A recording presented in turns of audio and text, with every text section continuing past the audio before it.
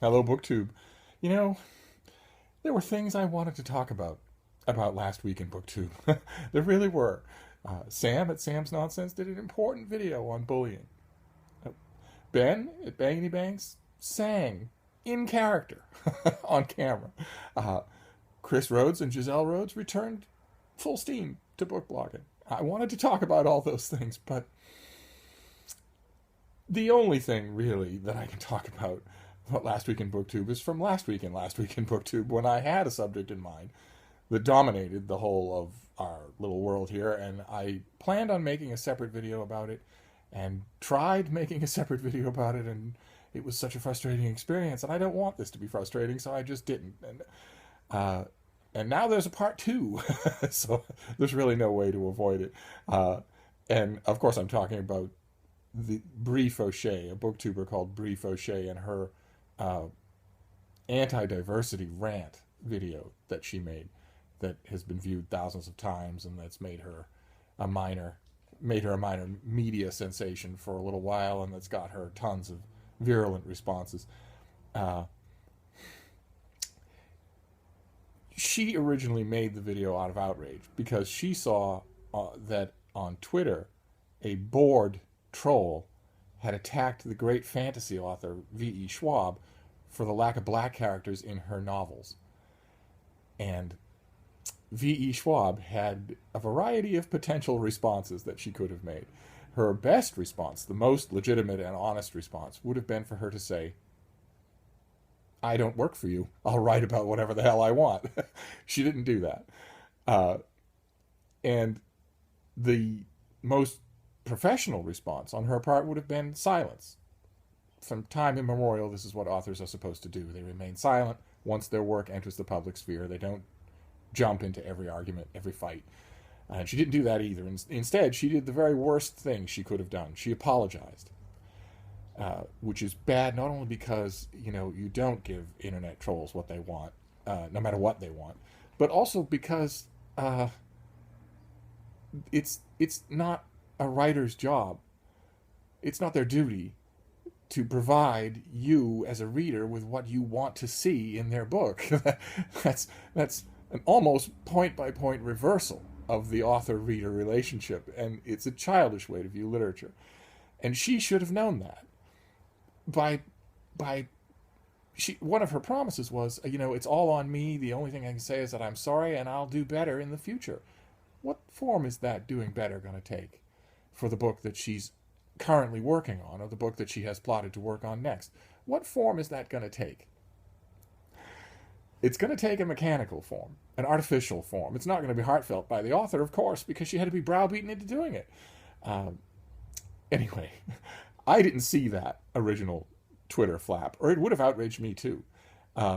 It's the babyish entitlement of the reader taken to cartoonish lengths. But Brie did see it, and she's a fan of V.E. Schwab, and it outraged her to the point where she made a video rant hating the idea of diversity, hating the tyranny of the concept. And the video's a bit of a mess. It's grating to watch.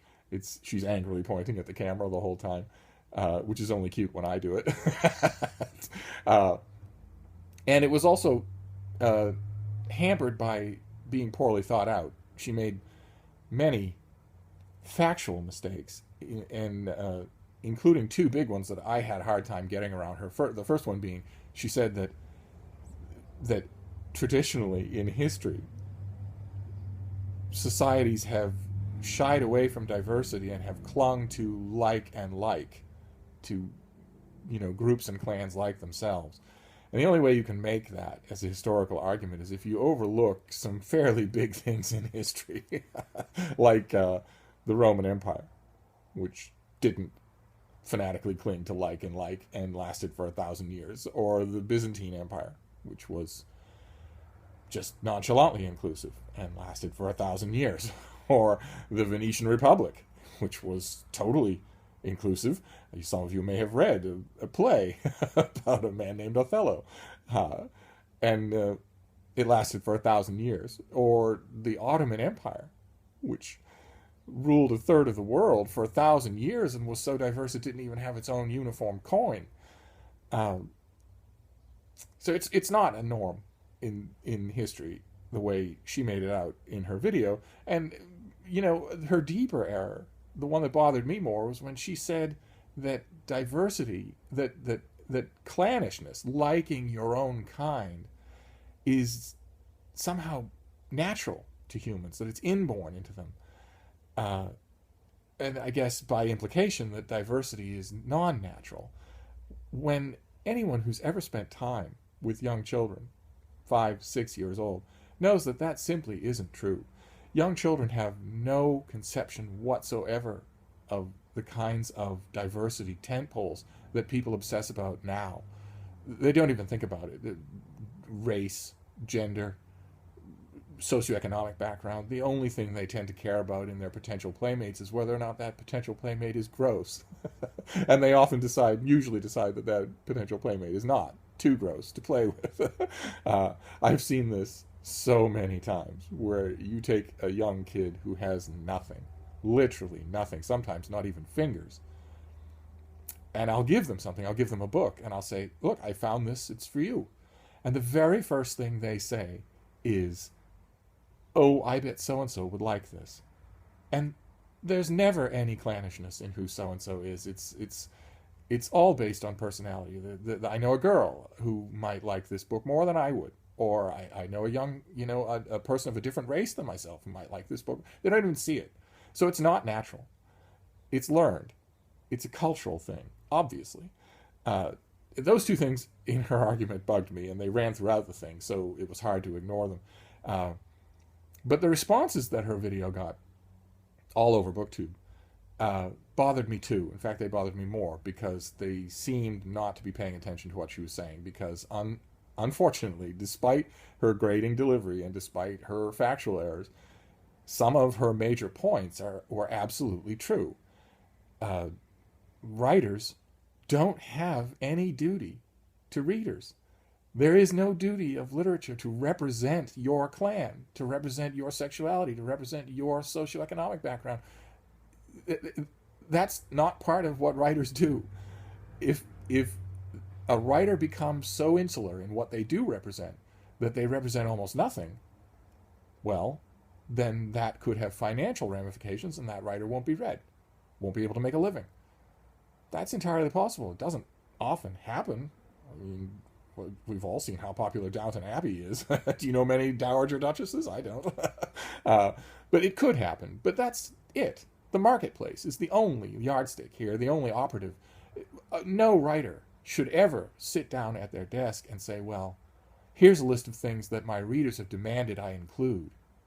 And if I don't include them, I'll be hounded for it on social media. It's poisonous. And it will, and I mean that literally, it will poison the living function of literature to the point where what will you get? If that's what you want, what will you get? There's a word for what you'll get, and it's tokenism. You'll get token diversity, and that's bad. That's much worse than no diversity.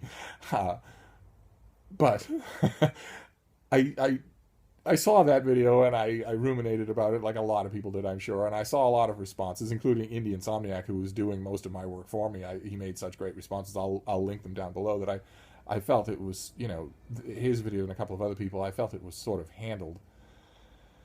And then a week passed, and then Bree made the second shoe fell. She made a second video. The first one was ranting against diversity, and the second one was ranting against Diverse-athon, which was a BookTube phenomenon that rose up in response to her first video, where it was a movement. I'm sure you've seen it in your video feeds, where various booktubers made a point of going to their libraries, personal or their municipal library, and finding books written by authors or representing worlds that are well outside the normal rut of what they do. So you had booktubers who'd never read an African author who went and found some African literature to read it, or who'd hardly ever read a book in which a main character is gay. They decided to go and do that. So uh, in that sense, Brie Fauchet's 20-minute rant had a great positive effect because you had all these people. And never mind, Diverse-athon itself struck me. There was an element in it that struck me as a little bit bullying on its own, ironically enough. A little bit of shrill virtue signaling, but that was only a bit of it. Most of it was genuine reading discovery. The exact perfect antidote to the kind of anger that Brie was voicing in her first video. And her second video was a rant against Diverse-athon. And it only was that initially. It devolved into her ranting against the opposition that her original video got, ranting against the snowflakes who were arguing in favor of diversity. And it quickly devolved into an ugly psychological stew of anger and resentment, the type of thing that you felt embarrassed to be watching it. And that sort of ended the subject for me. I tell you the truth, when it became that, I started very rapidly to lose interest in it or in talking about it, except that it's all over the world. It's all over the book world. And in that video, she also lost a great deal of my personal sympathy by doing fist pumping in the air over the fact that she was contacted and approved of by Steven Crowder, Paul Joseph Watson, Milo Yiannopoulos, the alt-right Uber trolls. The Uber trolls of the alt-right reached out to her right away and told her, you go, girl. You're doing God's work. And she was very happy about that. And I was watching her video and I was thinking, you're very young and it's really neat to get media attention, but there's something you should remember about the alt-right. They hate women. They really, really do. They say they don't, but they do. And they only approve of you because you're not fat. If you were fat and you're making the exact same arguments, they'd be making fun of you right now, not approving of you. The fact that you're not, the fact that you're attractive, physically attractive and slim, is the only reason that you got thumbs up from them. And your video is the only thing they want you to do. Then, back to the kitchen you go. Wives, housewives, homemakers, they're okay with. But the kind of woman that, speaking to Brie here in my imagination, it's the kind of woman that you want to be, a successful, outspoken, famous author, they don't want you to be that. They're absolutely no different than fundamentalist Islam when it comes to free and powerful, independent women. They have no interest in that. So, again, speaking to Brie, although she'll never see this channel, when I was watching her video, I wanted to say, young lady, be very careful who you make friends with. That's a rule we learn when we're grade school children, and it actually never changes all throughout life. But those videos became for me kinds of ideological bookends. The type of thing where, okay, this one started something and this second one really ended it. I wish her all the best luck in the world, but if she's in the alt-right camp, no right-thinking person should have anything to do with her, because they inevitably wither into just, if you want this, then I hate it, and here's some fake statistics to show why I should hate it. If you're intentionally allying yourself with people who get in front of a microphone and say there's no such thing as police brutality in this country, that there's no such thing as systematic racism in this country, which every alt-right troll does say, or for instance, your precious Milo Yiannopoulos, who you fist pumped in the air because he noticed you. He claims that not only is there no such thing as homophobia in the world, but that there's no such thing as lesbianism. Straight up 1850s thinking. And he likes the cut of your jib. Anyway, that was BookTube last week and the week before. Next week, I will get back to simply talking about the things that we all do. And I'm going to leave this whole mess behind. And it will follow its own, path, and I maybe I'll check in on it in a year and see. The only thing I wanted to say The main response to this, the best and most perfect response to this, isn't me, and it isn't any of the video responses that I've seen to Bree's original rant. It's a video that happened before her rant. It's the mighty Francina Simone in a video called "BookTube Doesn't Want Diversity." Go watch it. Not only will you laugh, but you'll learn a lot. And that'll be it on the subject. So I'm sorry, that was BookTube last week and the week before, and we'll be back to normal programming next time. Thank you, BookTube.